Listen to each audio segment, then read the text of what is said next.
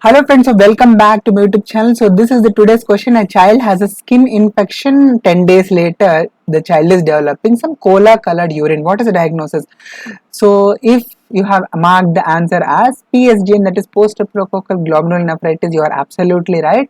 And this skin infection which the examiner is talking about, it is basically impetigo, which is a superficial bacterial infection which affects the skin, and this cola colored urine basically points towards hematuria, that is RBC which are present in the urine. And you must also know that post streptococcal glomerulonephritis is basically due to the group A beta hemolytic streptococcus, and this could be due to two reasons. One is pharyngitis,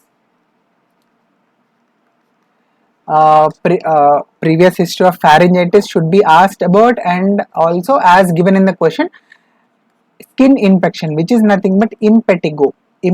So these two things in the history we should ask about, and in the next part, that is investigation, we should always get the throat swab and also ASLO titers. And one question for all of you. So in the impetigo, there are two types of impetigo. One is non-bullous variety, which is also called as impetigo contagiosa, and the other one is bullous impetigo.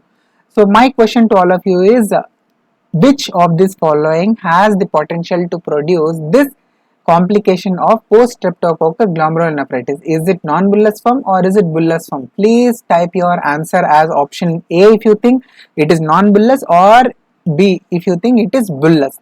Please leave your answer in the comment section. Get all the notification whenever I post the videos.